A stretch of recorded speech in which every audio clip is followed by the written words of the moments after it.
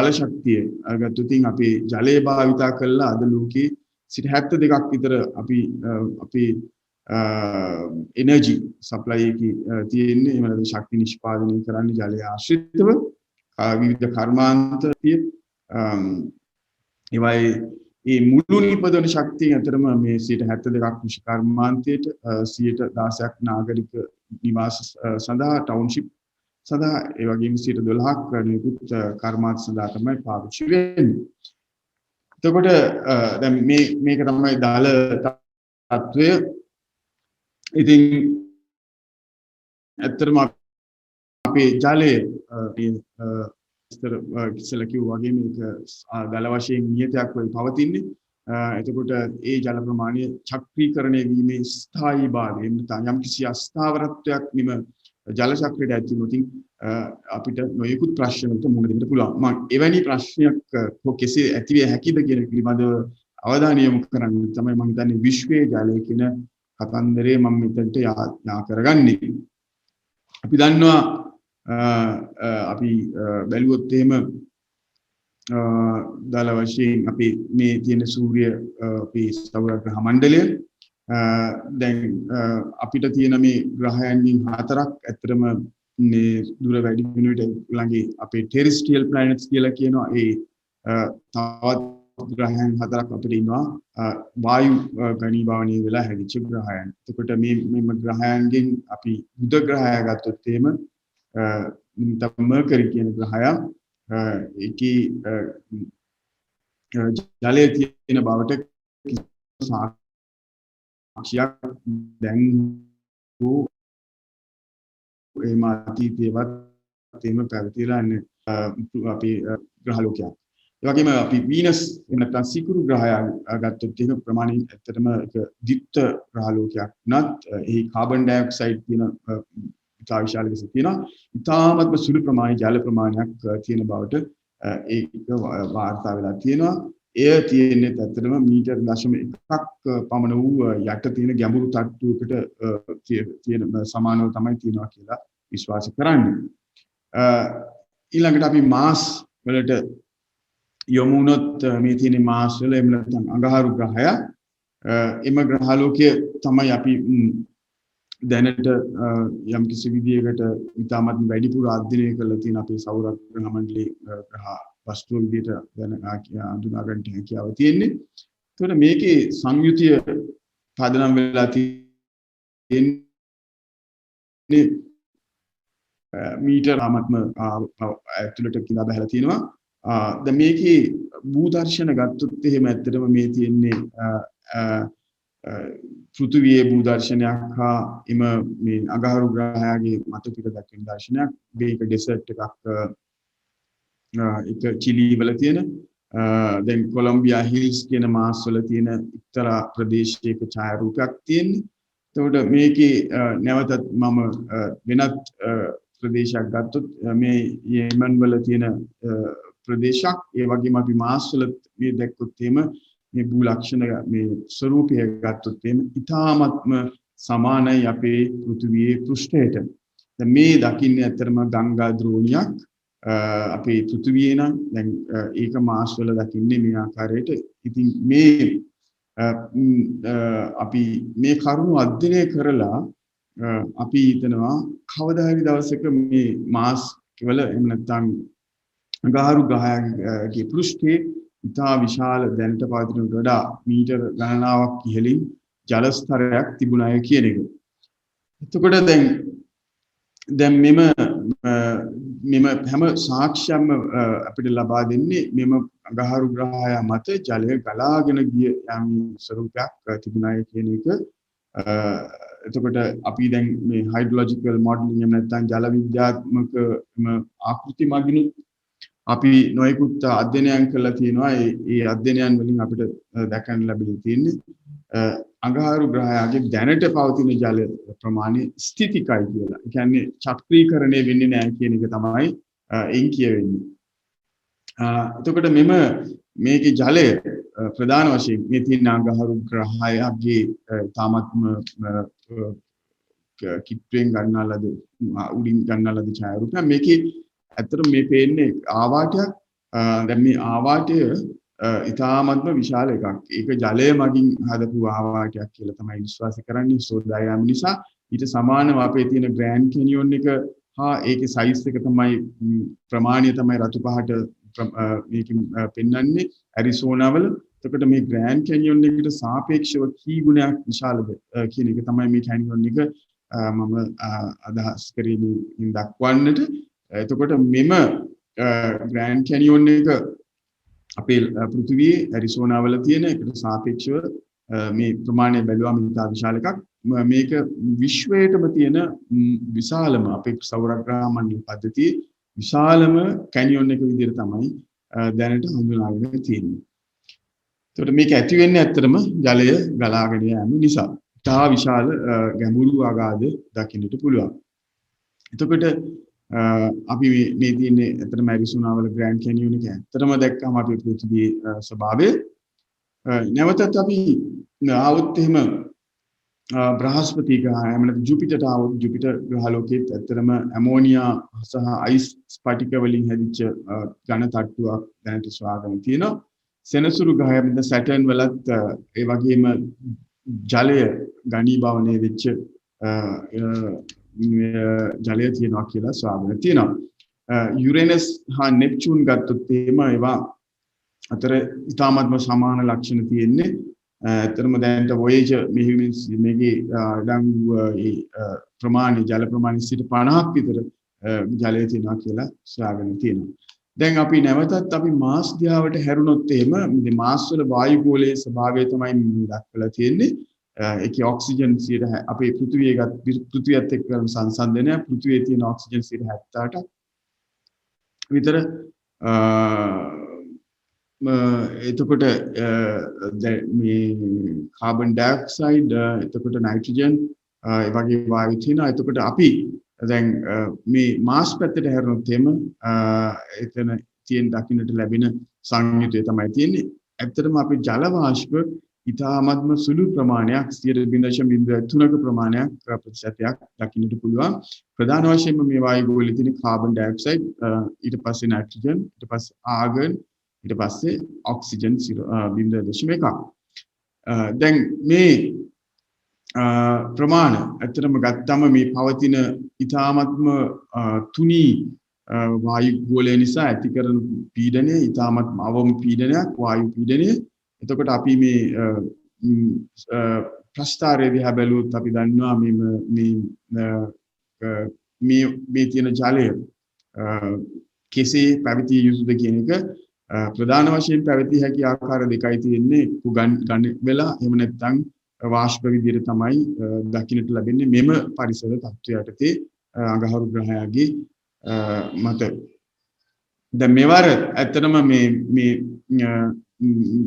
ගියපු අපේ ගවේෂණවලදී සොයාගෙන මේ ඇත්තටම මම මේ පින්තූරය දක්වන්න හේතුව තමයි මේ තුනී වීම නිසා මෙම වායු ස්තරය අපේ රෝ එක පහත් කරනකොට අපිට ඇත්තටම මේ මොකද්ද ඒකේදී ඇත්තටම මේ කෙසේද අපිට මේ ඉංජිනේරු තාක්ෂණික ප්‍රයෝග කරගන්නට උනේ කියලා නැත්තම් තම දැඩි ලෙස මේ රෝ එක පහත් වෙන්න පුළුවන් නිසා ඒකේ බරට අපිට ස්කයි ක්‍රේන් එකක් පාවිච්චි කරන්න උනා පැරිෂූට් එකට අමතරව අවසාන කොටසේදී මේ පැරිෂූට් එකට අමතරව මේ ස්කයි ක්‍රේන් එක ක්‍රියාත්මක වෙලා තමයි අදාළ ජෙසිරෝ ක්‍රේටර් එකට මේක බැස්සුවේ. එතකොට මේකෙන් ලොකු බලයක් කියන්නේ වායු ගෝලයේ තා දුර්වල නිසා පැරිෂූට් එකකින් ලබා ගන්නට බෑ බර දරා ගන්නට පුළුවන් ශක්තියක්. ඒ නිසා ඒකට වෙන ක්‍රමවේද පාවිච්චි කරන්න සිද්ධ වුණා. දැන් මේ තියෙන්නේ ඇත්තටම පළවෙනි වතාවට මේ ඉන්ජිනියුටි හෙලිකොප්ටර් එකක් මේකට මම මේක ඇත්තටම ඇතුල් කරන්න හේතුව වායු ගෝලයේ තියෙන ඉතාමත්ම තුනී වායු ගෝලයන් නිසා මේක ඉතාමත්ම දැඩි වේගකින් පෘථිවියට වඩා මම හිතන්නේ කීප ගුණයක් වාරයක් වැඩි වේගකින් මේ හෙලිකොප්ටර් එක තටු කැකයන් ඕන නැත්නම් මේක ගමන් කරන්නට බෑ. ඒකම අධික ශක්තියක් ප්‍රය කරන්න සිද්ධ වෙනවා මේ හෙලිකොප්ටර් එක විනාඩි 30කට වඩා කාලයක් ධාවනය කරන්න බෑ එම වායුගෝලයේ මොකද ඉතාමත්ම වැඩි ශක්තියක් ඒ සඳහා වැය කරන්නට වෙන නිසා. එතකොට දැන් අපි ගත්තොත් එහෙම අපේ අඟහරු ග්‍රහය දල වශයෙන් මේ පෘථිවියෙන් භාගයකට විතර සමාන ග්‍රහයක්. එතකොට අපි 1.5 1.5කට විතර මේ සෝලාර් යුනිට් ඇස්ට්‍රොනොමිකල් යුනිට්ස් ඩිස්ටන්ස් එකකින් පිටලා තියෙන්නේ සූර්යයත් එක්ක.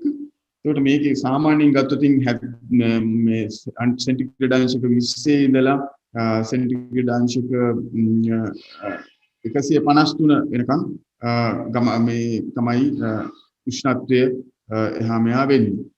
එතකොට දැන් මේ හේතුව නිසා මේකේ අලුත් මත කීපයක් ඉදිරිපත් කරා මේ හොයාගන්න මේ නැවතත් ගත්ත ප්‍රිසබලන්ස් මේ සැරේ කියපු රෝ එකේ ප්‍රිසබලන්ස් වයිකින් ගත්ත පින්තූරයක් මේකේ ඉතර මතයක් ප්‍රකාශ කරා මේ ජලයේ පිළිබඳව මීට ඉහළදී මේ සැරේ මේ ප්‍රිසබලන්ස් රෝ එකට යන්නේ ඉස්සෙල්ලා මූලික මතය උනේ ජලය පැවතුණා ජලයේ වායුගෝලයේ ශ්‍රේණිමත් එක්ක අධික මේ ජලය විශ්වයට එහෙම නැත්නම් කාන්දු වුණා කියන එක ඒ කාන්දු වීමේදී විශ්වයට යෑමේදී එක ගියේ හයිඩ්‍රජන් ඩියුටීරියම් කියන අපි දන්නවා ඒම ස්ථායි එහෙම නැත්නම් ස්ටේබල් අයිසොටොප්ස් ඒ දෙකෙන් වැඩි ප්‍රමාණයක් හයිඩ්‍රජන් තියෙනවා ඩියුටීරියම් තියෙද්දි.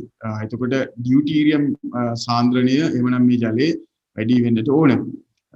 දැන්ට තියෙන ජල ප්‍රමාණය ඇත්තටම මෙලෙස විශ්වයට කාන්දු වුණාද? එහෙම නැත්නම් කාන්දු වුණේ නැද්ද? මෙම ජලගෝලයට මොකද්ද වුණේ කියන එක පිළිබඳව තියෙන්නේ ප්‍රශ්නාර්ථයක්.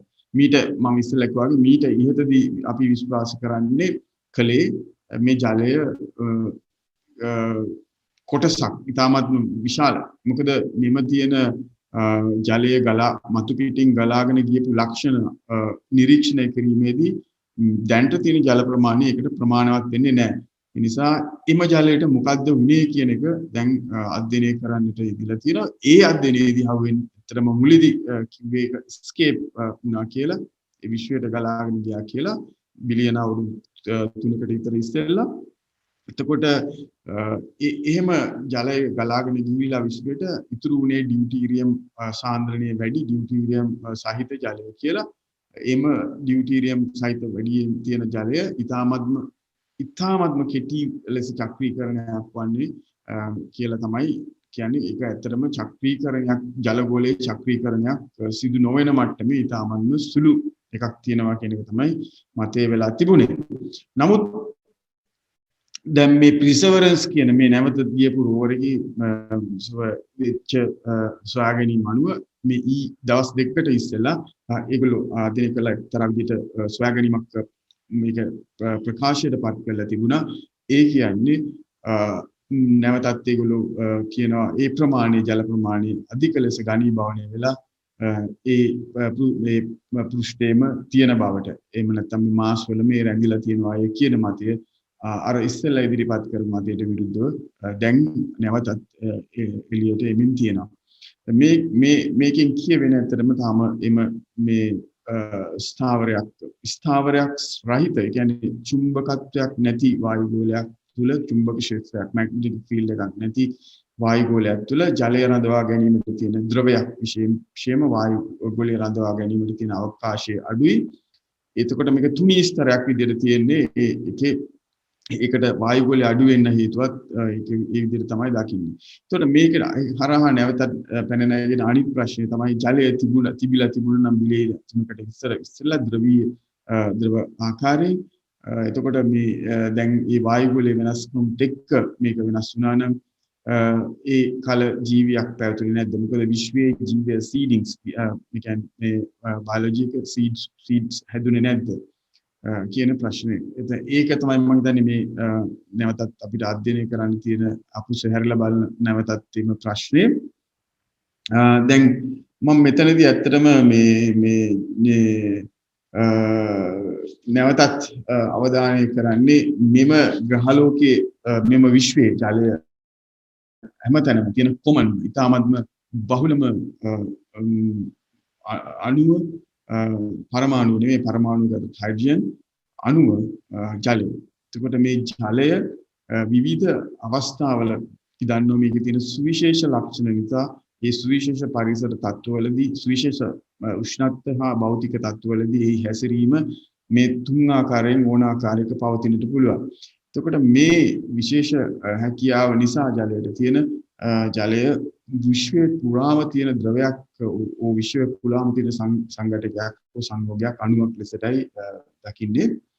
ඒ නිසා මේ ජලය නැති වෙන්න මූලික වශයෙන් හේතුනේ ඒ පෘත් මාස් වල යම් ද්‍රවයක් විදිහට escape වුණේ එහෙම නැත්නම් වායුවලින් ඒක ස්වභාවික හේතුවක් නිසා පෘථිවිය ගත්තොත් මේක පෘථිවියට කෙබඳු ලෙස බලපාවිද ඇත්තටම පෘථිවියේ තියෙන මේ වායු ගෝලය නිසා මේ ජලය එහෙම අපි ස්ථාවර භාවයක තියෙන දැනටත් ඇත්තටම අපි සොයාගෙන නැහැ තාමත්ම සුළු ප්‍රමාණයක් මේක escape අපේ වායු ගෝලයෙන් escape වෙනවා කියලා අපි විශ්වාස කරනවා. නමුත් අපි ජලයේ පෘථිවිය ඇති වෙච්ච දාස් ඉඳලා ඒ වායු ගෝල පෘථිවියේ තියෙන ජල ප්‍රමාණය constant එකක් නියතයක් විදිහටයි අපි දකින්න තාම.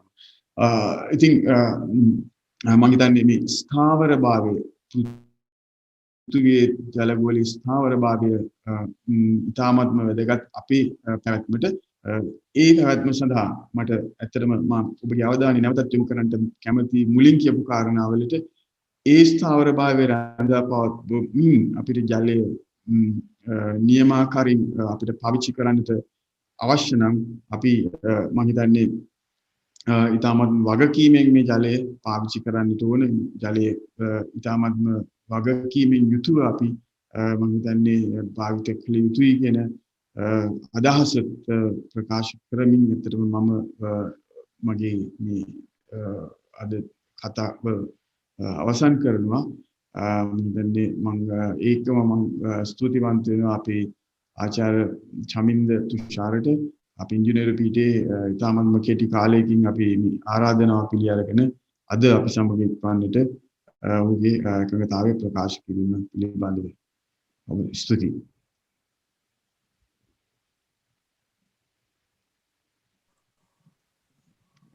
බොහොමත්ම ස්තුතියි මහාචාර්යතුමනි. ඉතින් අපි කැමති මහාචාර්යතුමා ගොඩක් දේවල් කතා කරා ජලය සම්බන්ධව. ගොඩක්ම විශ්වයේ ජලය කියන මාතෘකාව යටතේ කියන්නේ මාස්වල ජලය කියන අඟහරු වල තිබෙන ජලය සම්බන්ධව කතා බහගෙන තුනා විතත් කතිකාවතක් ගොඩනැගුවා. ඉතින් අපි කැමති අපේ අයට අවස්ථාව දෙන්න මහාචාර්යතුමාගෙන් මොන හරි ප්‍රශ්න තියෙනවා නම් අහලා දැනගන්න. ප්‍රශ්න ඉදිරිපත් කරන කන් මම ඉතාමත්ම කෙටි වෙලාවක් ගන්න නැවතත් මේ මට කියන්න අමතක වෙච්ච කාරණාවක් පිළිබඳව මේ ඔබට යමක් සඳහන් කරන්නට මේ මම කියන්න බලාපොරොත්තු වෙමින් හිටියා මේ කාරණාවත් අවසානයේදී ජලය මාස් වල තියෙන ජලය ඇත්තටම මේ අපි දැන් ජනාවාස වෙන්නයි හදන්නේ ග්‍රහලෝකයේ. එතකොට වෙන්නේ මොකද්ද කියන එක ජලය පාවිච්චි කර හැකි ජලය එහි තියෙන ජලය අපි බලාපොරොත්තු වෙනවා නොයෙකුත් ක්‍රමාකාරයෙන් සූර්ය ශක්තිය පාවිච්චි කරලා යම් කිසි විදිහකට මේ ආකෘතියක් තියෙන්නේ ජලය ද්‍රව ජලය බවට පත් කරලා පාවිච්චි කරන්නට. මේ තියෙන සූර්ය ශක්තිය අරගෙන ඒ සූර්ය ශක්තිය පාවිච්චි කරලා එහි තියෙන ජලය ඒ ජනාවාසික ආකෘතියක් තමයි දකින්න ලැබෙන්නේ. මේ ආකෘති තරහ විදිහකට දැනට මම හිතන්නේ මේ මගේ වාහනත් නිර්මාණය කළ ඉවරයි අඩු මේ පරිසර තත්ත්වයට ගැළපෙන විදිහට ධාවනය කරන්නට පුළුවන්. ඉදිරියේදී ඇතරම මාස් ලෑන්ඩින් එක මාස් වලට ගිහිලා ඒ තියෙන ජලය පාවිච්චි කරලා ඒ වගේම මේ ඔක්කොම නිර්මාණය කරන්න බලාපොරොත්තු වෙන්නේ මම හිතන්නේ 3D printers හරහා එහෙම තියෙන මූලද්‍රව්‍යම පාවිච්චි කරලා. ඉතින් ඒකත් මට මේ ඔබගේ අවධානයට ලක් කරන්නට හිතුණා මේ වෙලාවේ.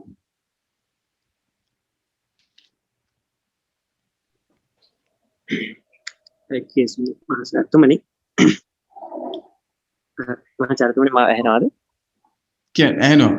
මහාචාර්යතුමනි දැන් අපි සාමාන්‍යයෙන් දන්න දෙයක් තමයි ගොඩක් නාගරික ප්‍රදේශවල වගේ ප්‍රදේශවල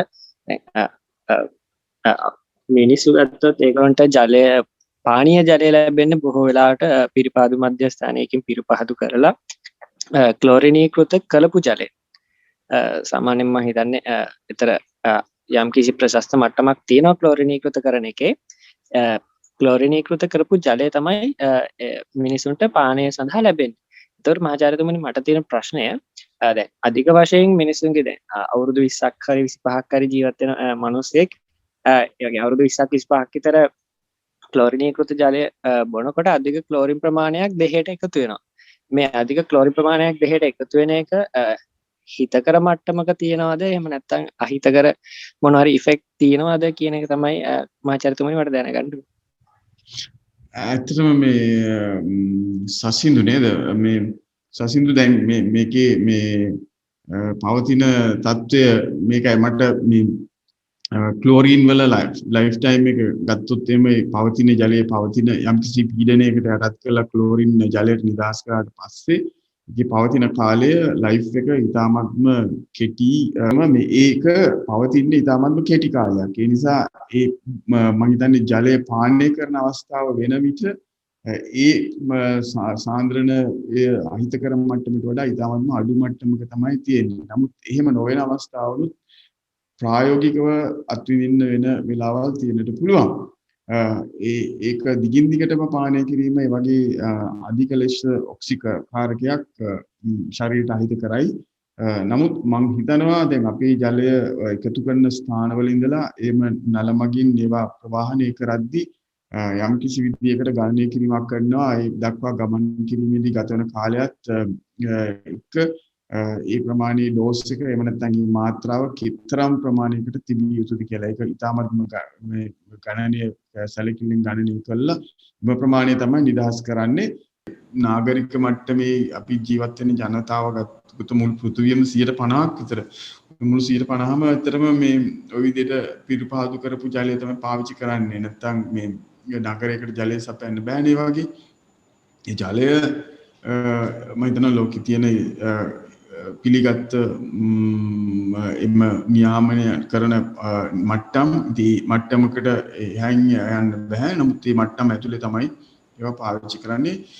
අනිත් එක තමයි සෞඛ්‍ය ආරක්ෂිතව ලබා දීමත් ඉතාම වැදගත්. මොකද එහෙම නැති වුණොත් වෙන ප්‍රශ්න තියෙනවා. ක්ලෝරින් හරි වෙන විදියකට මේ ඔක්සීකරණය කරලා විස බීජ නාශනය කරන්න බැරි වුණොත් ඒ හරහා ඇති වෙන මම හිතන්නේ ගැටලු සහගත තත්ත්වය ඊට වඩා දරුණු වෙන්න ඉඩ පුළුවන්. මේ ප්‍රොෆෙසර් තිලක් අර ඉස්සල්ලා අහපු ප්‍රශ්නෙට පොඩි උත්තරයක් දෙන්න කැමතියි. ඔව් කියන්න තුෂාර පුළුවන් එක මම හිතන්නේ මට වඩා හොඳින් උත්තර දෙන්න. ඔව් මොකද මගේ ඒරියා එකත් නිසා ඇත්තටම ක්ලෝරින්කරණය කියන එක අපි ඉස්සර කාලේ ඉඳන් වසර 100කට වඩා පැරණි මේ වෝටර් ට්‍රීට්මන්ට් වල ක්ලෝරින්කරණය පාවිච්චි කළා. නමුත් අද වෙනකම්ම දැන් අලුත් ටෙක්නොලොජි ගොඩක් ඇවිල්ලා තියෙනවා. විශේෂයෙන් අල්ට්‍රා වයලට් ටෙක්නොලොජි එක ඊට අමතරව ඕසොනේෂන් වගේ ටෙක්නොලොජිස් ඇවිල්ලා තිබ්බට ලංකාවේ වගේ විශේෂයෙන් දියුණු වෙමින් පවතින රටක තාමත් ක්ලෝරින් තමයි වැඩිපුර පාවිච්චි වෙන්නේ. ඒකට හේතු ප්‍රධාන වශයෙන් හේතු තුනක් විතර තියෙනවා. එකක් තමයි ක්ලෝරින් බහුලව අපිට ලේසියෙන් ගන්න පුළුවන්. අනිත් එක අපේ වගේ රටකට ඒක ඉකොනොමිකල්. ඊට අමතරව අර මේ මහාචාර්ය තිලක් කිව්වා වගේ මේ ක්ලෝරින් වල විශේෂ ගුණයක් තියෙනවා. අපි ඒකට කියනවා රෙසිඩුවල් ඉෆෙක්ට් එකක් කියලා. ඔය මේ ඕසෝන් වල සහ UV වල නැති එකක්. ඒ කියන්නේ අපිට ඒ රෙසිඩුවල් ඉෆෙක්ට් එක තමයි අපි දැන් වෝටර් ට්‍රීට්මන්ට් ප්ලාන්ට් එකේ ට්‍රීට් කරලා අන්තිම මොහොතේ තමයි මේ ක්ලෝරින් දාන්නේ. එතකොට ගොඩක් වෙලාවට ක්ලෝරින් වලින් 99.9ක් විතර විස බීජ අපිට මර්ධනය කරන්න පුළුවන්. නමුත් මේවා බට මාර්ගයෙන් මේ දැන් අපි මේක ප්‍රවාහනය කරද්දී කියන්නේ අවසාන අපි යොමු කරද්දී විශේෂයෙන්ම අන්තිම ඉන්න ජනතාවට ඒ බටවලටි මේ විස බීජ ආපහු මේ අපේ මේ පද්ධතියට එකතු වෙන්න පුළුවන්. අන්න ඒක නිසා තමයි ඔය ක්ලෝරින් වැඩි ප්‍රමාණයක් දාන්න අපි ඒකට කියනවා රෙසිඩුවල් ක්ලෝරින් කියලා. මොකද ඒක ඇත්තටම ඔය අල්ට්‍රා වයලට් හෝ ඕසෝන් වගේ අනිත් අලුත් මේ වගේ ඒ ගුණාංගය නැහැ ක්ලෝරින් වල එක තියෙනවා. අන්නේ ඒක නිසා තමයි මේ ක්ලෝරින් වල රහක් අපිට දැනෙන්නේ. නමුත් දැන් UV ට්‍රීට්මන්ට් හරි ඕසෝන් ට්‍රීට්මන්ට් වලදී ඒක දැනෙන්නේ නැහැ. නමුත් දැන් අර අවදානම විශේෂයෙන් අපේ වගේ රටක මේක මේ භූගතව මේ බට ගමන් කරනවා. ඊට අමතරව සමහරට මේ කාණු පද්ධති වැසිකිලි ආශ්‍රිතව මේ හැමතැනකින් මේක ගමන් කරනවා. ඒතකොට මේ රෙසිඩුවල් ක්ලෝරින් කියන එකක් තිබ්බේ නැත්තම් එහෙම අර අතරමැදිව වෙන මේ පද්ධති වලට එකතු වෙන විසවේජී විනාශ කිරීමේ හැකියාවක් නැති වෙනවා. ඉතින් අර වෝටර් බෝඩ් එකේ තියෙන ওই ප්‍රශ්නේ තමයි අපි දන්නවා දැන් වෝටර් බෝඩ් එක ගොඩක් වෙලාවට ක්ලෝරින් දාන්නේ අන්තිම කස්ටමර්ව ටාගට් කරලා. ඒ කියන්නේ ඒගොල්ලන්ගේ පද්ධතිය ඉන්න අන්තිම එක්කෙනාව ටාගට් කරලා. මොකද එයාට ක්ලෝරින් තියෙන්න ඕනේ. එතකොට වෙන ප්‍රශ්නේ තමයි මේ වෝටර් බෝඩ් එකේ අර ට්‍රීට්මන්ට් ප්ලාන්ට් එක කිට්ටුව හෝ ඒ ඩිස්ට්‍රිබියුෂන් සිස්ටම් එකේ ළඟ ඉන්න කට්ටියට සාමාන්‍යයෙන් ක්ලෝරින් වැඩිපුල රසක් දැනෙනවා. ඉතින් ඒක තමයි ඔය ගොඩක් වෙලාට වෙන්නේ. ඉතින් ලොන්ග් ටර්ම් ගත්තම මේ ගොඩක් අපේ වෙන්න පුළුවන් දැන් ක්ලෝරින් කියන එක බොහොම ඉවපොරේට් එකක්. වාෂ්පශීලී දෙයක්. ඉතින් අපිට පුළුවන් ඔය බොනකොට ක්ලෝරින් එක සැරේම බොන්නේ නැතුව විනාඩි 10ක් 15ක් ඇරලා තිබ්බොත් එහෙම ගොඩාක් ක්ලෝරින් වාෂ්ප වෙලා යනවා. සෑහෙන ප්‍රමාණයක් ක්ලෝරින් අයින් වෙලා යනවා මේ පරිසරයට. තව දෙයක් හානියක් වෙන්න පුළුවන් අර මම හිතන්නේ ශිෂ්‍ය අහපු විදියට එකක් තමයි මේ ඔය ක්ලෝරින් සහ මේ ඕගනික් මැටර්ස් වතුරේ තිබ්බොත් මේවා රියැක්ට් වෙලා මේ ට්‍රයිහෙලොමීතෙන් වගේ ඔය කාසියෝජෙනික් වගේ කම්පවුන්ඩ් හැදෙන්න පුළුවන්. ඒවා විශේෂයෙන් පිළිකා කාරක කියලා විද්‍යාඥයෝ හොයාගෙන තියෙනවා. නමුත් අවසානයේදී කියන්න වෙන්නේ මහාචාර්ය තිලක් මහත්තයා කිව්වා වගේ ක්ලෝරින් නොදා වතුර බොන එක ඊට වඩා ඩේන්ජර්. මොකද අපි එහෙම සමහරට ඔය වගේ කියන ඉම්පැක්ට් එකක් හැදෙන්න ඔය මම හිතන්නේ කාසියෝජෙනික් වගේ කම්පවුන්ඩ් එකක් හැදිලා අපිට ක්ලෝරින් නිසා පිළිකාවක් වගේ එකක් හැදෙන්න සමහරට අපි අවුරුදු 100කට වඩා ජීවත් වෙන්න වෙනවා. නමුත් ක්ලෝරින් නොදා අපි වෛරස් සහ බැක්ටීරියා තියෙන වතුර බිව්වොත් එහෙම අපි පැය 24ක් ඇතුළත ලෙඩ වෙන්න පුළුවන්. ඒ වගේ දේවල් වෙන්න පුළුවන්. ඉතින් දැනට තියෙන හොයාගෙන තියෙන තත්ත්වෙත් එක්ක ඒ ක්ලෝරින් දැමීම එහෙම හිතන තරම් ලොකු හානියක් කියලා විද්‍යාඥයෝ හොයාගෙන නැහැ. නමුත් එහෙම හානියක් වෙන්න ඉඩ තියෙනවා. බොහොමත් හොඳට ඩොක්ටර් තුෂාර චමින්ද මහතා ඒ පිළිබඳව පැහැදිලි කිරීමක් කරා. ඉතින් මම කැමති වැඩි වෙලා ගන්න නැතුව අපේ ආරාධන දේශනයට සම්පත්දායකත්වය දක්වන ජ්‍යෙෂ්ඨ කතික ආචාර්ය තුෂාර චමින්ද මහතාට මේ වේදිකාව බාර දෙන්න. එතුමා විසින් තිරසාර ජල භාවිතය සහ පිළිවෙත් කියන මාතෘකාවෙන් මේ විද්වත් කතිකාවට අවතීර්ණ වෙයි. ඊට මත්තෙන් මම ඉතා කුඩා හැඳින්වීම කරන්න එතුමා ගැන. එතුමා දැනට රුහුණ විශ්වවිද්‍යාලයේ ඉංජිනේරු පීඨයේ සිවිල් සහ පරිසර ඉංජිනේරු අධ්‍යයන අංශයේ ජ්‍යෙෂ්ඨ ආචාර්යවරයෙකු ලෙස කටයුතු කරන ලබනවා. ඉතින් ඒ වගේම සිවිල් සහ පාරිසරික ඉංජිනේරු ශාස්ත්‍රයේ ඉගැන්වීම හා පරීක්ෂණ පිළිබඳ වසර 16ක පළපුරුද්දක් එතුමා සතුව තියෙනවා. ඒ වගේම ඔහු බොහෝ ජාත්‍යන්තර අධිකරණ හා සම්මන්ත්‍රණවල සංස්කාරකවරයෙකු හා විචාරකයෙකු වශයෙන් සේවය කරනු ලබනවා. නාගරික ජලය හා භූගත ජලයේ චුට්ටජූෂක නිදන්ගත වකුගඩු රෝග ගැටලු, ත්‍රිසාර ජල කළමනාකරණය, ජල සුරක්ෂිතතා සැලසුම්, හරිත තාක්ෂණ යන අංශ වලින් එතුමා විසින් ජලය හා පාරිසරික ඉංජිනේරු විද්‍යාවට අවතීර්ණ වෙලා ඉන්නවා. ඉතින් මම කැමති ජ්‍යෙෂ්ඨ ආචාර්ය තුෂාර චමින්ද මහතාට මෙම දේශනයේ ඉතුරු වැඩ කටයුතු කරගෙන යාමට ආරාධනා කරන්න.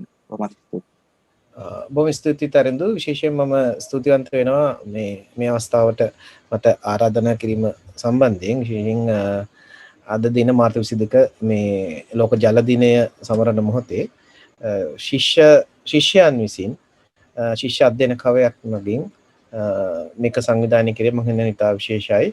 මම හිතන්නේ අපේ තරුණ පරම්පරාව මේ වතුර ගැන ජලය සහ ඒකේ වැදගත්කම දැන ගැනීම මම හිතාම හොඳ දෙයක්. එතකොට මගේ වැත්තර මාතෘකාව අද තමයි මේ ඉංග්‍රීසියෙන් තියෙන sustainable water use towards adaptation of climate change and rapid urbanization. ඒ කියන්නේ තිරසාර ජල භාවිතය විශේෂයෙන්ම අපි මේ උදා වෙලා තියෙන මේ කාලගුණ විපර්යාස සහ මේ නාගරිකකරණය ආශ්‍රිතව. මම සමහර දේවල් අපිටම මහාචාර්යතුමා සමහර දේවල් ප්‍රකාශ කරා. මේ නිසා ඉක්මනට මගේ ස්ලයිඩ්ස් වලින් මම ඉස්සරහට යන්නම්. අපි දන්නවා වතුර අපේ ජලය කියන එක අපේ මූලික මිනිස් අවශ්‍යතාවයක්. ඒතර ජලය දෙවෙනි වෙන්නේ ඔක්සිජන් වලට විතරයි. මොකද අපිට ඔක්සිජන් නැතුව ඉන්න පුළුවන් සාමාන්‍යයෙන් විනාඩි දෙකක් හෝ 3ක් වගේ කාලයක්. නමුත් වතුර නැතුව අපිට ඒ වගේ ඉන්න පුළුවන් විනාඩි දවස් 3කට ආසන්න කාලයක් තමයි. ඉතින් වතුර කියන එක ඊටාම අත්‍යවශ්‍ය දෙයක්. අපි හැමෝම ඒ කාරණාව දන්නවා. අපි ගත්තොත් එහෙම අපේ ඉතිහාසයේ ඉඳන්ම මේ මිනිස්සුන්ගේ අපේ ශිෂ්ටාචාරයන් සියලුම ශිෂ්ටාචාරයන් මේ පැවතුනේ නැත්තම් ආරම්භ වුණේ අපි දන්නවා මේ නයිල් ශිෂ්ටාචාරය ඒ වගේම චීනයේ මේ යෙලෝ සහ යංගී කියන ශිෂ්ටාචාරයන් ඒ වගේම අපේ අසල්වැසි ඉන්දියාවේ ඉන්දු ගංගා කියන සියලුම ශිෂ්ටාචාරයන් පටන් ගත්තේ ජලය ආශ්‍රිතව. මේ ජලය ආශ්‍රිත තමයි මේ හැම අපේ මිනිසුන්ගේ හැම දිනුවක්ම හැම දෙයක්ම සිද්ධ වෙලා තියෙන්නේ. අපි හැමෝම දන්නවා මේ ජලයේ ගත්තම අපේ තියෙන මූලික අවශ්‍යතාවයක් අපි බොන්න ගන්නවා, උයන්න පාවිච්චි කරනවා, නොයෙකුත් අවශ්‍යතාවයන් සඳහා ජලය පාවිච්චි කරනවා.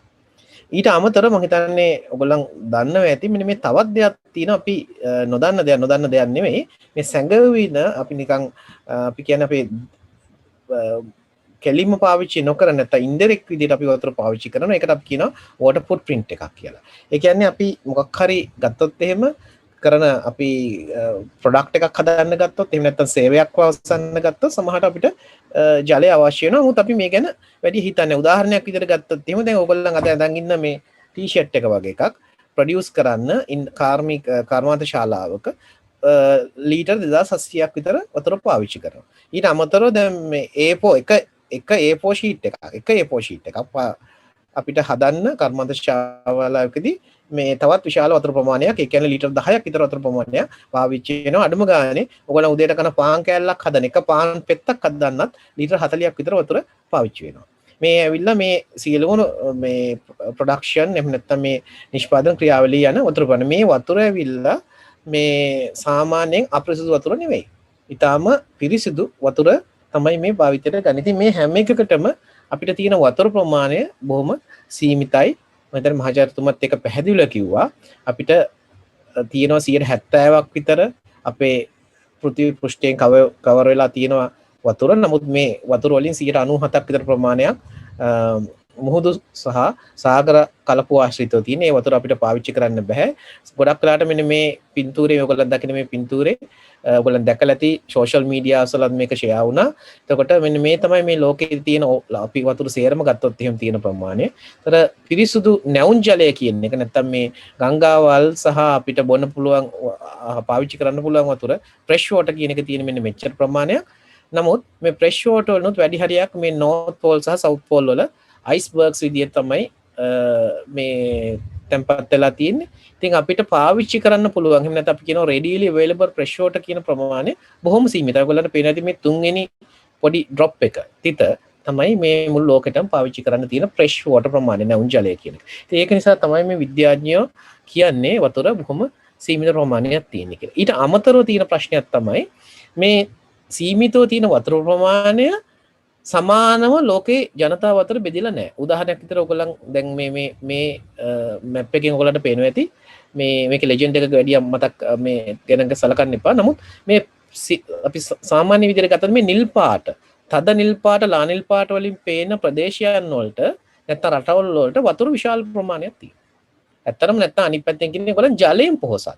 ඒතර මේ බලන්න මේ නිල් පාට, තද නිල් පාට, ලා නිල් පාට තියෙන සියලුම රටවල් අද අපි දියුණුව කියන සලකන රටවල් ඇමරිකාව, කැනඩාව, යුරෝපය, රුසියාව, ජපානය, ඕස්ට්‍රේලියාව වගේ රටවල්. නමුත් මේ දුඹුරු පාට සහ රතු පාටෙන් කියන්නේ water stress. එහෙම නැත්නම් water scarcity ජලය අඩුවෙන් තියෙන රටවල්. එහෙම නැත්නම් ජලය අසින් දුප්පත් රටවල්. ඉතින් මේ තියෙන රටවල් බලන්න මේ අප්‍රිකාව සහ ආසියානු රටවල්. මේ රටවල් ආර්ථික වශයෙන් විතරක් නෙවෙයි ජලය අතිනුත් අපි දුප්පත් ඉන්නේ water vulnerable කියන කැටගරි එකේ. කියන්නේ මෙන්න මේ මාජින් එකේ. මේ තියෙන මේ world per capita fresh water consumption එක කියන එක. ඒ කියන්නේ අපි අපේ රටක් විදිහට අපි ගත්තොත් එහෙම අපේ ලංකාවේ තියෙන සියලුම ජලය අරගෙන ඒක ජනයෙන් බෙදුවොත් එන වතුර ප්‍රමාණය. ඒ කියන්නේ අපිට හම්බ වෙන වර්ෂාව ඒ වගේ ඇලදොල වල තියෙන සියලුම නැවුම් ජලය ප්‍රමාණය කියුබික් මීටර වලින් අපි අරගෙන ජනගහණයෙන් බෙදුවොත් එන ප්‍රමාණය තමයි තියෙන්නේ. ඉතින් මේකෙන් ගත්තොත් අපි ඉන්නේ බොහොම මාජින් එකක වගේ. එතකොට අපි ලෝකේ ගත්තොත් එහෙම ඇත්තටම ලෝකේ සාමාන්‍යයෙන් තමන්ගේ මූලික අවශ්‍යතාවයන් සඳහා සාමාන්‍ය පුද්ගලයෙකුට ලීටර් 20යි 50ක් ප්‍රමාණයක් වතුර අවශ්‍ය වෙනවා දවසකට. නමුත් අවාසනාවන්තය තමයි ලෝකේ හැම 6 දෙනෙක්ගෙන් එක පුද්ගලයෙක් එක්කෙනෙකුට මේ ලීටර් 20 50 ප්‍රමාණය නැහැ එක්කෙනෙකුට. මේක ප්‍රමාණයක් විතර ගත්තොත් එහෙම බිලියන 1.1ක් වගේ විශාල ප්‍රමාණයක්. ඒතර ඒ වගේම 2025 තව වසර 4-5ක් යනකොට ලෝකේ රටවල් වලින් නැත්නම් ජනගහනයෙන් 3/2ක් විතර ප්‍රමාණයක් මේ වෝටර් ස්ට්‍රෙස් එහෙම නැත්නම් මේ ජලය නැති තත්ත්වයක් යටතට මුහුණ පාන්න සිද්ධ වෙනවා. නැති මේ පින්තූර වලින් ඔයගලන්ට පේන්නේ එවැනි තත්ත්වයන් තමයි. ඊට අමතරව වාසරකට අපි ගත්තොත් එහෙම මිලියන 2.2ක් විතර ප්‍රමාණයක් මේ වතුර ආශ්‍රිතව සහ මේ සනිපාරක්ෂිතව සහ වතුර ආශ්‍රිතව ඇතිවෙන්නා වූ ලෙඩ රෝග වලින් මියනවා. දැන් මේකේ තත්ත්වයේ දරුණු තත්ත්වය තමයි දවසකට කුඩා දරුවෝ 4500ක් පමණ ප්‍රමාණයක් මිය යනවා මේ වතුර ආශ්‍රිතව ඇතිවෙන්නා වූ ලෙඩ රෝග නිසා. අපිට හිතා ගන්න පුළුවන් දවසකට පැය 24ක් ඇතුළත 4500 ප්‍රමාණයක්. ඉතා විශාල ප්‍රමාණයක්. දැන් අපි එකදා දැන් මේ පසුගිය අවුරුද්ද ඇතුළත අපි කතා වෙනවා අපි බොහොම දුක් වෙනවා මේ කොවිඩ් වසංගතය නිසා මේ යන ප්‍රමාණය දැන් අද වෙනකොටත් කොවිඩ් වසංගතය නිසා 5000යි 15000යි අතර ප්‍රමාණයක් මේ වෙනකොට දවසකට මිය යනවා. දැන් අද වෙනකොට මේක ඇවරේජ් එක 8000 ගාන ප්‍රමාණයකට අඩු වෙලා තියෙනවා. නමුත් අපි කවුරුත් මේ ගැන කතා කරලා තියෙනවද?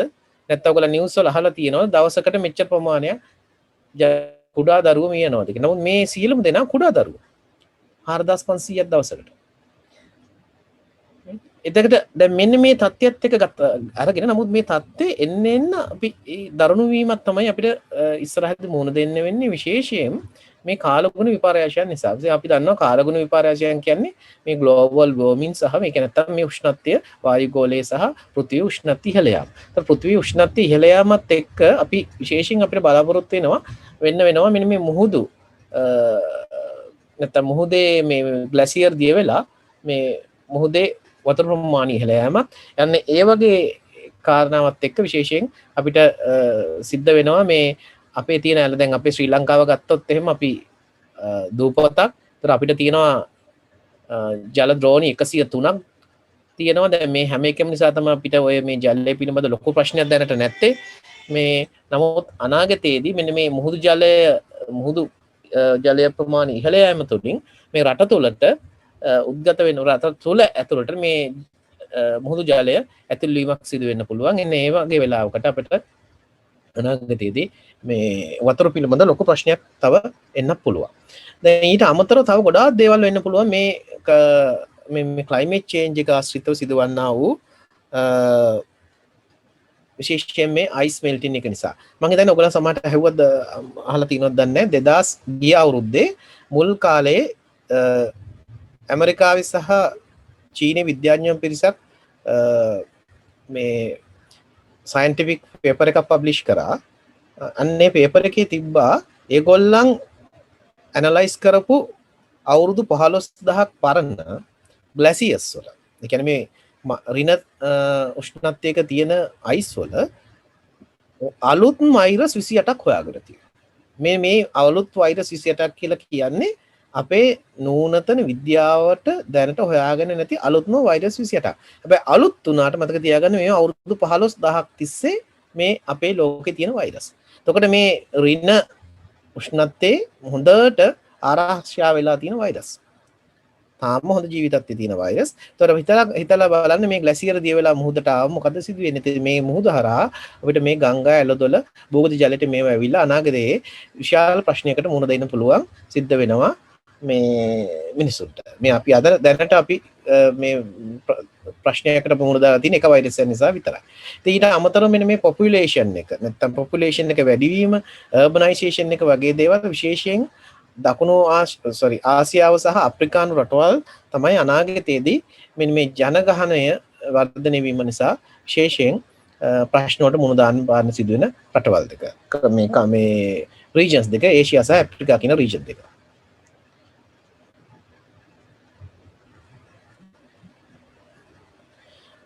ඊට අමතරව අපි දන්නවා දැන් මේ ජනගහනය වර්ධනය වීමත් ඒ වගේම නාගරිකකරණය නිසා මේ පරිසරයේ සහ ජල දූෂණය සිදු වෙනවා. එතකොට දැන් නැවුම් ජලය බොහොම සීමිත ප්‍රමාණයක් තියෙන්නේ. එතකොට මේ සියලුම දේවල් ගත්තට පස්සේ අනාගතයේ මේ අපේ තියෙන නැවුම් ජලයත් අඩුවීමක් සිදු වෙන්න පුළුවන්. එතකොට පොපියුලේෂන් එක වැඩිවීම, ඒ වගේම නාගරිකකරණය,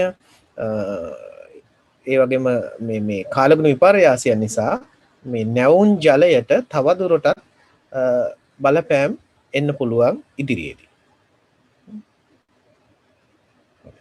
දැන් මෙන්න මේක තමයි මම මේ පෙන්වන්න ඕනේ. මට අනිත් එක තමයි මම අර ඉස්සල්ලා කිව්ව විදිහට අපි ශ්‍රී ලංකාවේ විදිහට හැමෝම දැනගන්න ඕන එකක් මෙන්න මේ නම්බර එක. ඒ තමයි ලංකාවේ පුරවැසියෙක් ගත්තොත් එහෙම වසරකට ජල කියුබික් මීටර් 2500ක් විතර ප්‍රමාණයක් අපිට තියෙනවා නැවුම් ජලය. අර ඒක හදලා තියෙන්නේ මම කිව්ව විදිහට මේ ලංකාවේ තියෙන සියලුම නැවුම් ජලය අරගෙන ජනගහණයෙන් බෙදුවට පස්සේ ප්‍රමාණය තමයි මේ තියෙන්නේ. මේ දැනට තියෙන ප්‍රමාණය. ඒ කියන්නේ දැනට අපිට 2500ක් තියෙනවා කියුබික් මීටර්. නමුත් 2050 වෙනකොට මේක අඩු වෙනවා 1500කට විතර. මොකද හේතුව තමයි මේ නැවුම් ජලයේ තියෙන නැවුම් ජලය කියන රිසෝසස් විනාශ වීමක් වෙන්න පුළුවන්, ජල දූෂණයක් වෙන්න පුළුවන්, ජනගහනය වර්ධනයක් වෙනවා. ඒතර අපි ශ්‍රී ලාංකික අපේ ලංකාව කියන එකත් අනාගතේ වෝටර් ස්ට්‍රෙස් කියන කැටගරියට වැටෙන්න පුළුවන්. ඉතින් මේ ඊට අමතරව අනාගතයේ රටවල් අතර මේ වෝටර් කොන්ෆ්ලික්ට් නැත්නම් වෝටර් වෝස් කියන එකක් වුණත් මුහුණ දාන්න සිදෙනවා. සමහර දාර්ශනිකයෝ විද්‍යාඥයෝ කියනවා අපි මින් ඉදිරියට තුන්වෙනි ලෝක යුද්ධයක් ඇති වෙනොත් එහෙම ඒක ඇති වෙන්නේ ගොඩක් කලාවට මේ දැන් අපි හිතන් ඉන්න මේ ත්‍රස්තවාදය එහෙම නැත්නම් ඔය තෙල් ප්‍රශ්නය බලශක්තිය එනර්ජි එක නිසා නෙවෙයි ඒක වතුර නිසා වෙන්න පුළුවන් කියලා බොහෝ දුරට. මොකද හේතුව අපි විද්‍යාඥයෝ ඉංජිනේරුවෝ ඕන තරම් මේ බලශක්ති අර්බුදයට විසඳුම් අනාගතයේදී හොයාගන්න. නමුත් කිසිම විද්‍යාඥයෙකුට තාම මේ H2O කියන එකට විකල්පයක් දී ගන්න බැරි වෙලා තියෙන. ඒක නිසා අපි අනාගතයේදී අපිට මේ ජලය පරිස්සමෙන් පාවිච්චි කරන්න වෙනවා, කළමනාකරණය කරන්න වෙනවා, ඒ වගේම efficiency වැඩි කරලා sustainable නැත්නම් තිරසාර ජල පරිභෝජනය ගැන අනිවාර්යෙන් හිතන්න. අපි ගත්තොත් එහෙම ලෝකේ ජලය පාවිච්චි වෙලා තියෙන විදිය ගත්තොත් එහෙම 65ක් විතර ප්‍රමාණයක් මේ නැවුම් ජලය වැඩිපුර පාවිච්චි වෙන්නේ කෘෂි කර්මාන්ත. ඊට අමතරව 25ක් විතර කර්මාන්ත ශාලාව වලටත් අනිත් ඒවල් මේ අපි ගෙදර දොර සහ මේ බිල්ඩින් ආශ්‍රිතව තමයි පාවිච්චි වෙන්නේ. 10%ක් විතර ප්‍රමාණය. ඒතර අපි ගත්තොත් එහෙම අපි කොච්චර වතුර පාවිච්චි කරනවද? දැන් මේකත් මං හිතන්නේ සියලුම ශ්‍රී ලාංකික විදිහට අපි දැනගන්න ඕන. අර 2500ට අමතරව තව දැනගන්න යුතු කාරණයක් තමයි එක දවසකට අපි වතුර කොච්චර පාවිච්චි කරනවද කියන එක. right? දැන් අපි මේ පහුගිය කාලේ දැන් වසර 3කට කලින් කරපු රිසර්ච් එකේදී අපි හොයාගත්තා විශේෂයෙන් මේ දකුණු පළාතේ මේ සෙමි අර්බන් ඒරියා ආර්ධ නාගරික ප්‍රදේශවල ගත්තට පස්සේ එක ගෙදරකින් ලීටර 509ක් විතර ප්‍රමාණයක් වතුර පාවිච්චි කරනවා. ඒක ගත්තොත් එහෙම එක පුද්ගලයෙක් විදියට එක ලීටර 120ක් විතර වෙනවා. ලීටර 120ක් විතර වෙනවා. එතකොට මේ ලීටර 120න් අපි 120ක් විතර පාවිච්චි වෙන්නේ බොන්න සහ මේ අපේ මුළුතැන්ගේ ආශ්‍රිතය. ඒ කියන්නේ බීමට සහ උයන පියන කටයුතු සඳහා. උතන මේ මෙන්න මේ වතුර ප්‍රමාණය තමයි අපිට විශේෂයෙන් වැඩි ගුණාත්මක භාවයෙන් එහෙම නැත්නම් high quality water කියන එක අවශ්‍ය වෙන්නේ මෙන්න මේ 120කට විතරයි.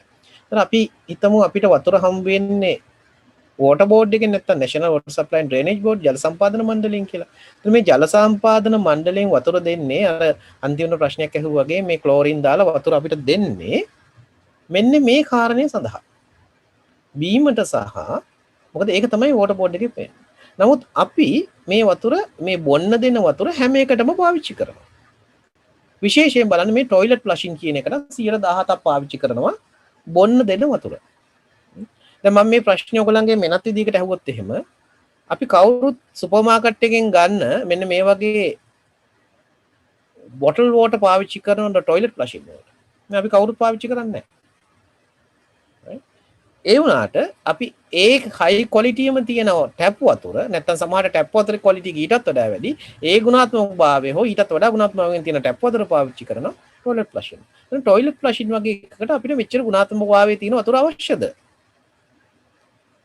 අන්න ඒක තමයි අපි හිතන්න ඕනේ. ඇත්තටම මේ ජලයේ ගුණාත්මක භාවය කියන එකට අපි දන්නවා මේ ස්ටෑන්ඩඩ්ස් හදලා තියෙනවා. ඒ වගේ තත්ත්ව පිළිබඳ දීලා තියෙනවා රෙගියුලේෂන් දීලා තියෙනවා.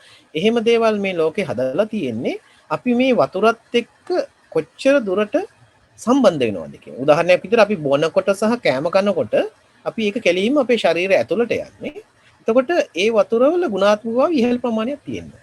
නමුත් අපි ගත්තොත් එහෙම ගාර්ඩනින් එහෙම නැත්නම් ටොයිලට් ෆ්ලෂින් කාර් වොෂින් වගේ ප්‍රමාණයට එහෙම නැත්නම් ලෑන්ඩ්ස්කේපින් වගේ කාර්යයක් ගත්තොත් එහෙම අපිට අච්චර ප්‍රමාණයකට ගුණාත්මක භාවයෙන් යුතු වතුර අවශ්‍යද කියන එක.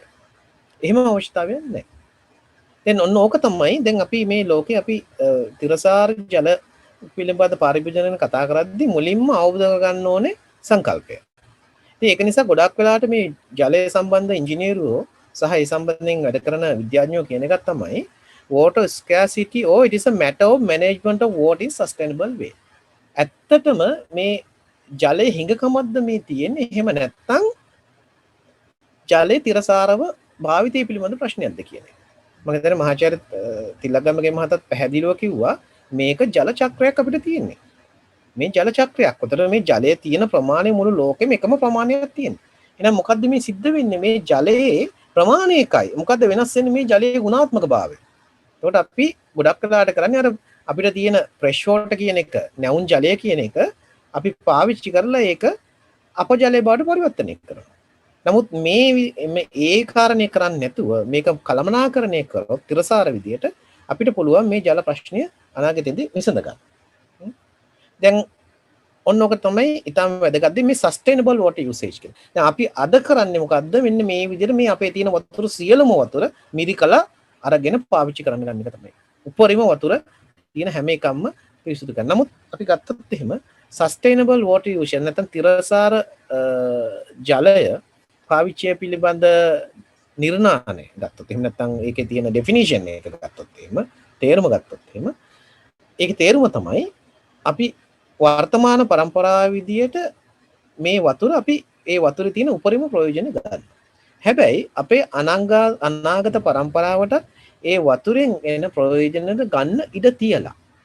ඒ කියන්නේ මේ අර ෆ්‍රෙෂ් වෝටර් හැම එකම පාවිච්චි කරලා ඒක අපජලය බවට පරිවර්තනය කිරීම නෙවෙයි අපි වර්තමාන પરම්පරාව විදිහට කළ යුත්තේ. ඕක තමයි සස්ටේනබල් වෝටර් යූසේජ් නැත්නම් තිරසාර ජල භාවිතය පිළිබඳ තියෙන ඩෙෆිනිෂන්. එතකොට මම තව දෙයක් අවධානය යොමු කරන්න කැමතියි. ඒ තමයි අපේ ඈත කාලේ අපි දන්නවා මේ මහා පරක්කම් බහු රජතුමා කියපු ප්‍රකාශය. මේක ඔයගොල්ලන් ගොඩක් වෙලාට මේ දෙකේ පන්තියේදී තුනේ පන්තියේදී ඉගෙන ගත්ත දෙයක්. නේද? Let not a single drop of water that falls servant to the people. ඒ කියන්නේ මොකද්ද මේ ඇත්තට? මේ තමයි තිරසාර ජලය පාවිච්චිය පිළිබඳ ලෝකේ පාලකෙක් විසින් ප්‍රකාශ කරපු මුල්ම ප්‍රකාශය. මේ දැන් අපි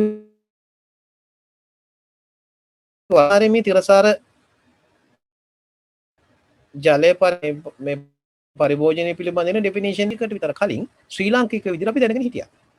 ශ්‍රී ලාංකික විදිහට දැනගෙන හිටියා. ඒ කියන්නේ මේ සියලුම වතුර පාවිච්චි කරලා ඒකෙන් ප්‍රයෝජන අරගෙන තමයි මොහොතට යවන්න ඕනේ කියලා. ඒක තමයි මේ දැන් කියන්නේත් අපි. මේකේ ලැන්ග්වේජ් එකේ සහ ඒ වර්ඩින් වල වෙනසක් විතරයි අතරම තියෙන්නේ.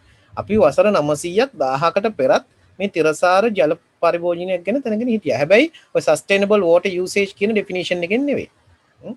ඒතර ඇත්තටම මොකද්ද මේක අපිට කරන්න පුළුවන් දෙයක්ද? අපිට කරන්න පුළුවන් දෙයක්. අපි උදාහරණයක් විදිහට ගත්තොත් එහෙම මේ අපි සාමාන්‍ය ගඟක් අපි ගත්තොත් එහෙම දැන් කැලණි ගඟ වගේ එකක් ගත්තොත් එහෙම කැලණි ගඟේ තියෙන වතුර අපිට කෙලින්ම පාවිච්චි කරන්න බෑ. ඒතර අපිට ඒක කරන්න වෙන්නේ මේ කැලණි ගඟේ කියන වතුර පිරිසුදු කරලා තමයි පානය කරන්න වෙන්නේ. ඒතර අපේ ගත්තොත් එහෙම මේකේ කැලණි ගඟේ ගුණාත්මකභාවය ගත්තොත් එහෙම වෝටර් ක්වොලිටි අපි හිතමු මෙන්න මේ ලෙවල් එකේ නම් තියෙන්නේ. අපිට ඒක ඉහළ ගුණාත්මකභාවයට ගන්න වෙනවා පාවිච්චි කරලා බොන්න. නමුත් මේක අපි බීමට හෝ නැත්තම් ගෙදරක හෝ කෘෂිකාර්ම කටයුතු වලට එහෙම නැත්තම් කර්මාන්ත ශාලාවල දේවල් වලට පාවිච්චි කරාට පස්සේ ඒව වේස්ට් වෝටර් වෙනවා. අපජලය වෙනවා. ඒතර අර මහාචාර්ය තිලකගමගේ වෙනත් කිව්වා පැහැදිලිව දැන් අපි දැනට කරන්නේ මේ අපජලය පිරිසිදු නොකර එළියට දාන එක. පරිසරන උදාහරණයක්. නමුත් මේ අපජලය අපි පිරිසිදු කරොත් එහෙම අපිට ඉතා ඉහළ තත්ත්වයේ නැවතත් ඉංජිනේරු තාක්ෂණ උපයෝග කරන ඒ අපි දැනට ඔය බොන්න ගන්න වතුරට වඩා ඉහළ තත්ත්වයේ ගුණාත්මකභාවය තියෙන ජලය පාවිච්චි කරන්න පුළුවන්. ඒතර ඔකට දැන් උදාහරණයක් තමයි මේ සිංගප්පූරු වල නී වෝටර් කියන එක. සිංගප්පූරු වල නී වෝටර් කියන එක මේ සිංගප්පූරු නී වෝටර් කියන කම්පැනියෙන් හදන වතුර ඇත්තටම මොන වතුරද ගත්තොත් එහෙම simply toilet water කියන එක. අපජලය. අපජලය වැසිකිළි ආශ්‍රිතව තියෙන ජලය ඒගොල්ලන් පිරිසිදු කරලා මෙන්න මේ විදියට drinking water තත්ත්වයට පත් කරලා තියෙනවා. ඒතර 130ක් විතර සිංගප්පූරු වල මේ වතුර ප්‍රමාණයක් ඒගොල්ලන් පිරිසිදු කරනවා මෙන්න මේ ආකාරයට. ඉතා විශාල ප්‍රමාණයක්. ඒතර මේ වතුර වල ගුණාත්මක භාවයත් ඉතාම ඉහළයි. ඒතර දැන් මම මේ හොයාගෙන තියෙන එක BBC ආටිකල් එකක්. ඒතර ඒ ආටිකල් එක ගොල්ලන්ට පේනවා මේ ටයිටල් එක මොකක්ද කියලා. Why we all need to start drinking toilet water in future. ඒතර මේ toilet to tap scheme, toilet to tap කියන concept එකක් ගැන තමයි මේ කතා කරන්නේ. ඒතර සිංගප්පූරු විතරක් නෙවෙයි ඔස්ට්‍රේලියාව වල පර්ත් කියන නගරයන් වගේ ආශ්‍රිතව ඒගොල්ලන් දැනට මේ වගේ කාරණාවල් සඳහා ඉංජිනේරුම දැනුම පාවිච්චි කරගෙන යනවා. අපිටත් අනාගතයේදී එහෙම දේවල් වලට යන්න සිද්ධ වෙයි. දැන් මේ පින්තූරේ ඔයගොල්ලන්ට පේනවා මේ සිංගප්පූරු නීවෝටර් කියන කම්පැනියේ මේ ඉංජිනේරුවෙක් එයාගේ අතේ තියෙනවා එයාගේ වම් අතේ තියෙනවා මේ වේස්ට් වෝටර් බොටල් එකක්. ඒතර මෙන්න මේ වතුර තමයි අපි පිරිසුදු කරලා මෙන්න මේ විදියට සිංගප්පූරු ජනතාවට ලබා දෙන්නේ. මෙන්න මේ පිටිපස්සේ තියෙන ට්‍රීට්මන්ට් ප්ලාන්ට් එක හරහා. ඒතර එහෙම කරන්න පුළුවන් තාක්ෂණයක් අපිට තියෙනවා. ඒ තාක්ෂණය හරහා අපිට ඒ වගේ දෙයකට පැහැදිලිව කරන්න පුළුවන්. ඇයි අපිට එහෙම දේවල් කරන්න අවශ්‍යද? දැන් මම තව උදාහරණයක් ඔයගලන්ට කියන්නම්. ලංකාවේ අපි හැමෝටම අවශ්‍යතාවයක් තියෙනවා මේ National Water Supply Drainage Board එහෙම නැත්නම් ජල සම්පාදන මණ්ඩලයේ වතුර පාවිච්චි කරන්න. ඒතර ජල සම්පාදන මණ්ඩලයේ වතුර දැනට ලබා දීලා තියෙන ලංකාවේ ජනගහනයෙන් 155කට විතර ප්‍රමාණයකට විතරයි. ගණන දෙන්න හැකියාවක් තියෙනවා. ඒතර හැබැයි මෙන්න මේ දෙන වතුර ප්‍රමාණයනොත් ඒගොල්ලන් අපෙන් අය කරන්නේ 130කට ආසන්න ප්‍රමාණයක් විතරයි. 170ක් විතර ප්‍රමාණයක් පාඩුවට තමයි මේ ජලය අපිට ලබා දෙන්නේ. ඉතින් අන්න ඒ විදිහට ගන්න වතුර අපි ටොයිලට් ෆ්ලෂින් වගේ එකට පාවිච්චි කරන එක කොච්චර සාධාරණද? එහෙම කන්සෙප්ට් එකක් එහෙම ආකල්පයකට තමයි අපි නැවත නැවතත් හිතන්න ඕනේ ඒක කොච්චර සාධාරණද නැද්ද කියලා. සමහරවිට අපිට දැනට විකල්පයක් නැති නිසා අපි එහෙම කරනවා. නමුත් එහෙමම ඉන්න ඕනද? ඉතින් ඒකට විකල්පයක් නැද්ද? ඇත්තටම තියෙනවා.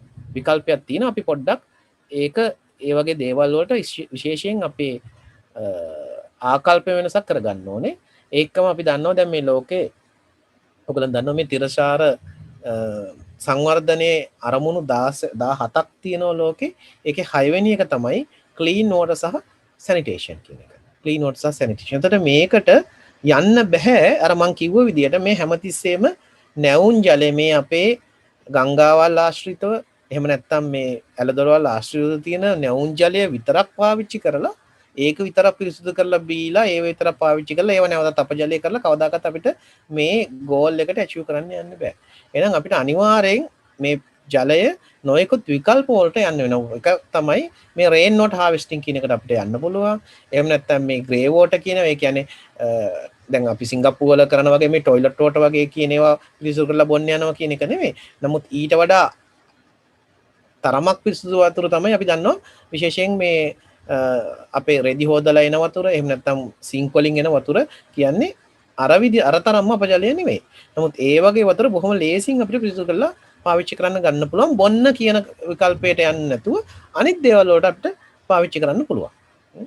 ඕන තරම් තියෙනවා ඒ වගේ උදාහරණ. මොකද දැන් මේ අපේ මේ තාක්ෂණයත් එක්ක ගත්තොත් විශේෂයෙන්ම අද මේ මෙම්බ්‍රේන් බයෝ රියැක්ටර් වගේ තාක්ෂණය තියෙනවා, RO වගේ ටෙක්නොලොජියක් තියෙනවා. ඉතින් මෙන්න මේ වගේ තාක්ෂණය පාවිච්චි කරලා අපිට ටොයිලට් වෝටර් වුණත්, වේස්ට් වෝටර් වුණත්, අපජලය වුණත් බොන මට්ටමට පිරිසිදු කරන්න පුළුවන් සිංගප්පූරු නී වෝටර් කම්පැනිය ඒ ආයතනය කරනවා විදියට.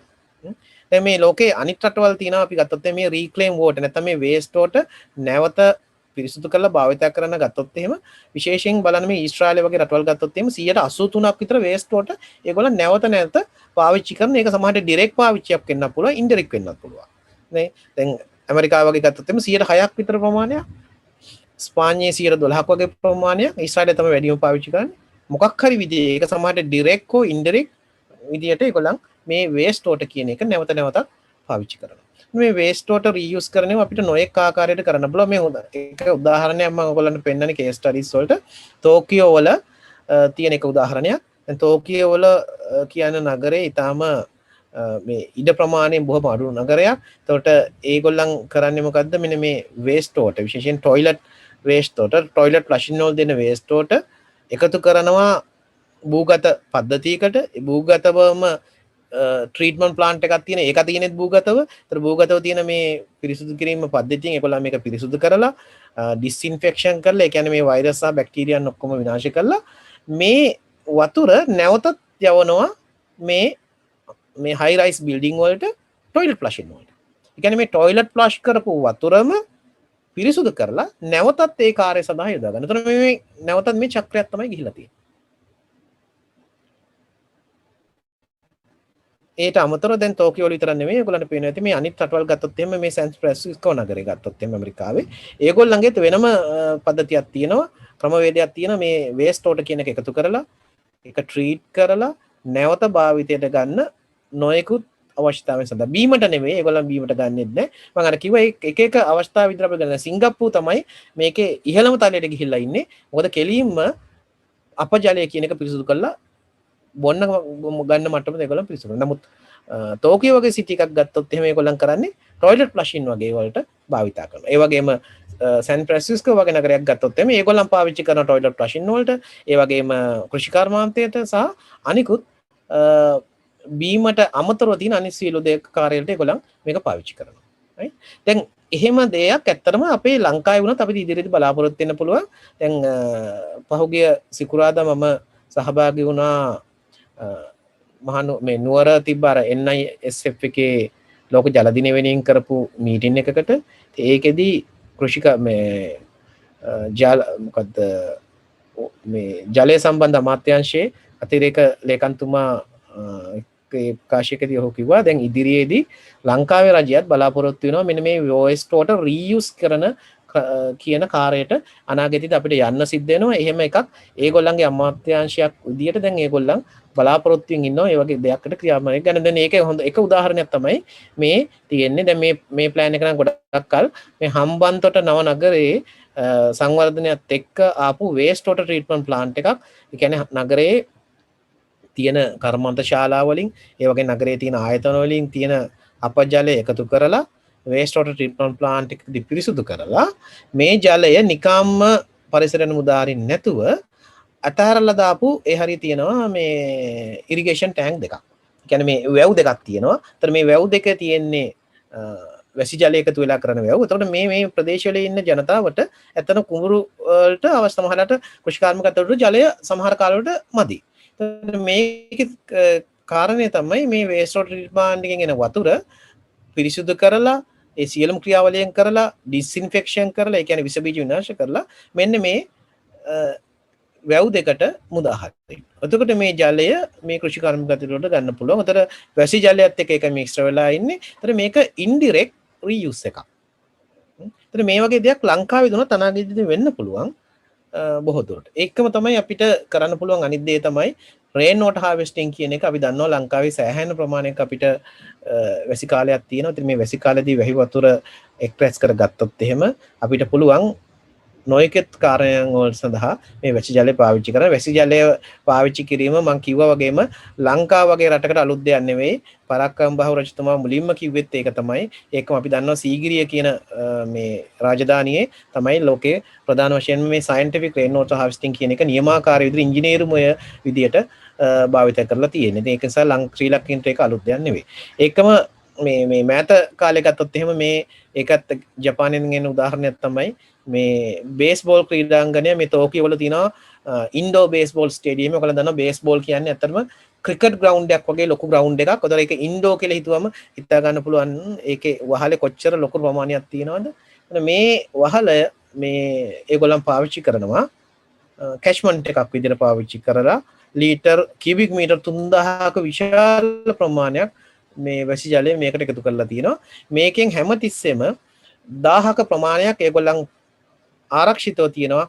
මොකක් හරි එමර්ජන්සි සිටුේෂන් එකක් ආවොත් එහෙම විශේෂයෙන් ටෝකියෝ වගේ නගරයක් හැමතිස්සෙම earthquake එකක් වගේ එකක් බලාපොරොත්තු වෙමින් ඉන්නේ. ඒ වගේ දෙයක් ආවොත් එහෙම මේ කියුබික් මීටර් 1000 ඒගොල්ලන් තියාගෙන ඉන්නවා මේ මිනිසුන්ට බොන්න වගේ දෙයකට උනත් පාවිච්චි කරන්න. ඉතින් මේ වගේ ඒවා තියෙන මේ තියෙන අපේ ලංකාවේ රේන් වෝටර් හාර්වෙස්ටිං කියන එක ප්‍රමාණයක් ඔයගොල්ලන් දන්නවා මේ පෙරෝ සිමෙන්ට් කියන එක තාක්ෂණය පාවිච්චි කරලා හදන ටැංකි ගොඩක් වෙලාවට තියෙනවා. දැන් ඒක සාමාන්‍යයෙන් අපි අඩු තාක්ෂණයෙන් කරන එක. නමුත් අනිත් රටවල් වල විශාල වශයෙන් තාක්ෂණය පාවිච්චි කරලා නොයෙකුත් ආකාරයේ ටැංකි පාවිච්චි කරලා ෆිල්ටරේෂන් යුනිට් එකක් පාවිච්චි කරලා ඉහළ විදියට පිරිසිදු කරලා මේවා බීමට පවා ගන්නවා.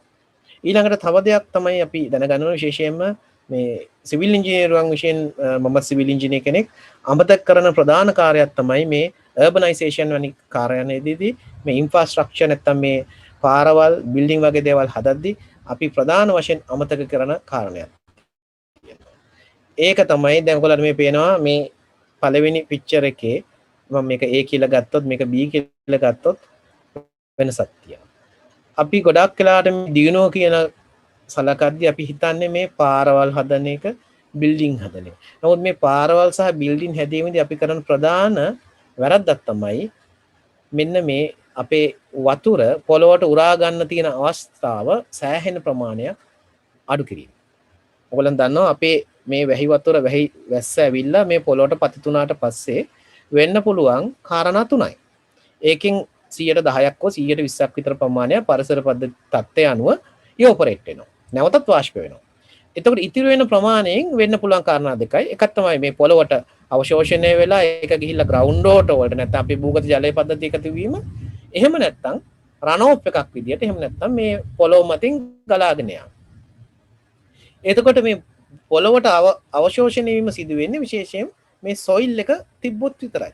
නමුත් මේ තියෙන පස සම්පූර්ණයෙන් අපි වහලා ඒක කොන්ක්‍රීට් එහෙම පොළොවට අවශෝෂණය වෙන එක නැති වෙලා අර රන් ඔෆ් එක කියන එක වැඩි වෙනවා. උතර මේ රන් ඔෆ් එක වැඩි වුණාම තමයි අපි මේ ගම් වතුර කියලා කෑ ගහන්නේ.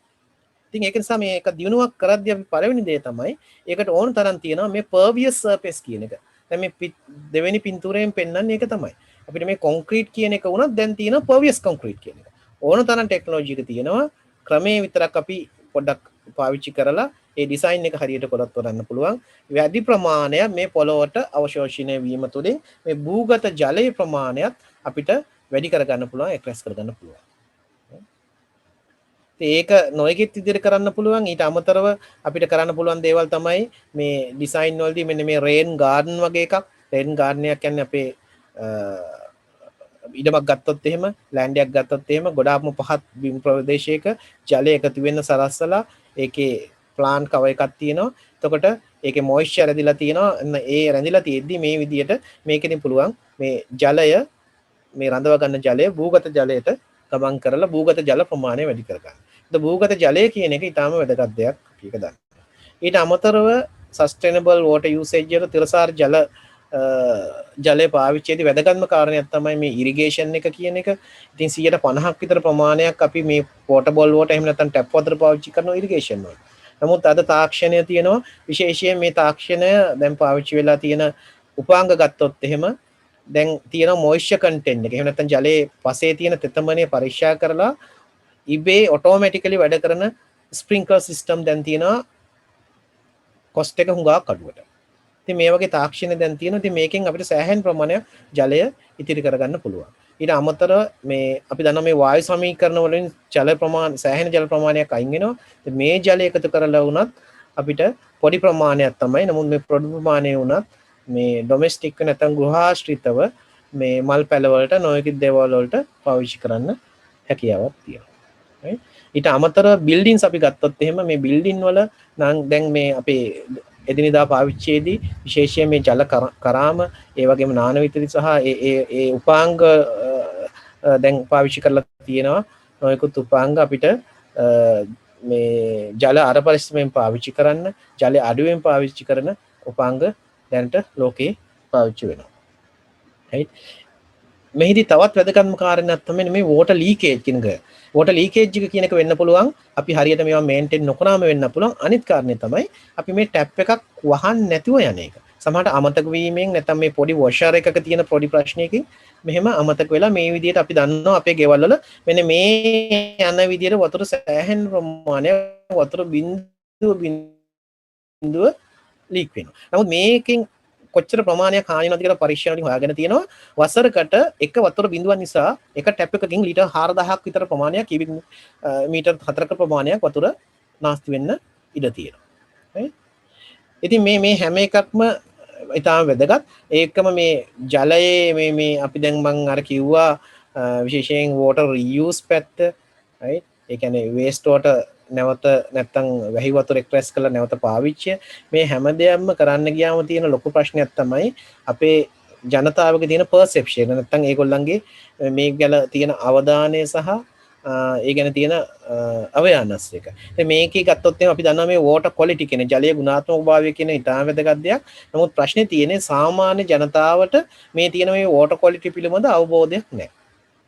විශේෂයෙන් විද්‍යා උපාධිධාරීන් ගත්තොත් එහෙම විද්‍යාංශයෙන් ඉගෙන තිබ්බොත් ගොඩක් වෙලාට මේ පිළිබඳ අවබෝධයක් තියෙනවා. නමුත් සාමාන්‍ය ජනතාවට ගොඩක් වෙලාට water quality පිළිබඳ ලොකු අවබෝධයක් නැහැ. ඒ නිසා ඒගොල්ලන් ඒකව පාවිච්චි කරන්න බයයි. ඉතින් මේ complication එක අපිට යම් කිසි විදියට අඩු කරලා දෙන්න පුළුවන් නම් මේ ලොකු complication එකක් නැතුව ඒක සමහර විට අපිට පුළුවන් වෙයි මේ water waste water උනා treat කරලා පාවිච්චි කරන මට්ටමට මිනිස්සුන්ගේ ඒ perception එක හදන්න. ඉතින් මේක කරන්න නම් මේ water quality පිළිබඳ expert level එකේ ඉඳන් සාමාන්‍ය ජනතාව වෙනකන් මේ අවධානය ඒගොල්ලන්ගේ අධ්‍යයනය ලබා දෙන්න ඕනේ. ඒක කරන්න වෙන්න නම් අපිට මේ engineersලා, scientistලා, administratorලා, policy makersලා සහ සාමාන්‍ය මිනිස්සුත් මේ කාර්යයට අපිට සහභාගී කරගන්න සිද්ධ වෙනවා. ඉතින් මම මේ එක උදාහරණයක් කියන්නේ මම මේ ලංකාවට එන්න කලින් තායිලන්තයේ වැඩ කරපු එක ප්‍රොජෙක්ට් එකක අපි කරා මෙන්න මේ වගේ කාරණයක්.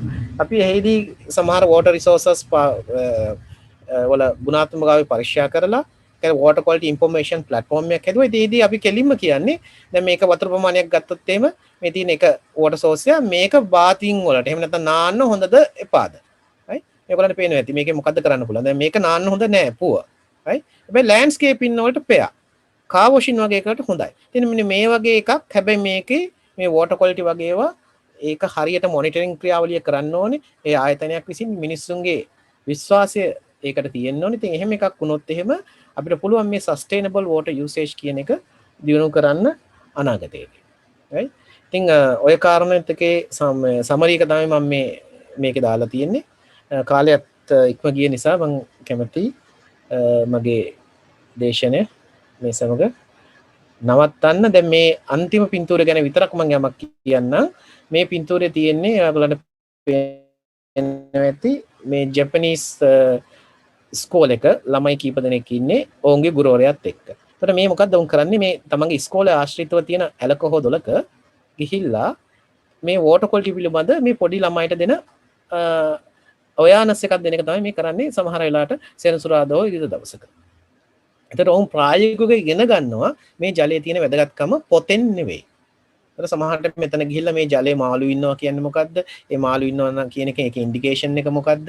අපරිසුදු ජලය කියන්නේ මොකද්ද? එතකොට මේගොල්ලෝ මේ ඔවුන් වර්ධනය වෙන්නේ අර ජලය ආශ්‍රිතව ඒ ජලයේ ගඟේ තියෙන දේවල් මොනිටර් කරමින් තමයි ඉදිරියට එන්නේ. එතෙන් කවදා හරි ඔවුන් විශේෂයෙන් ඉහළ නිලධාරීන් වුණාම, ඉංජිනේරු වුණාම, විද්‍යාඥයෝ වුණාම ඔවුන් ඒ විශේෂයෙන් නැත්නම් පොලිසි මේකර්ස්ලා වුණාම, දේශපාලඥයෝ වුණාම අර ජලයට හානි කරන්නේ නැත්නම් ඒ තමන් හැදිච්ච වෙදිච්ච ගඟට ඇලදොලට කරන හානියක් නොකරන තත්ත්වයට ඔවුන් පත් වෙනවා. මොකද ඔවුන් පොඩි කාලේ ඉඳන් මේ ප්‍රායෝගිකව ඒ අත්දැකීම් ඉඳලා දින. ඒ නිසා මේ awareness එක කියන එක විශේෂයෙන් කුඩා දරුවෝ, පාසල් දරුවෝ දැනුවත් කිරීම මේ ජලය පිළිබඳ ඉතාම වැදගත් කාරණයක් ලංකාව වගේ රටකට.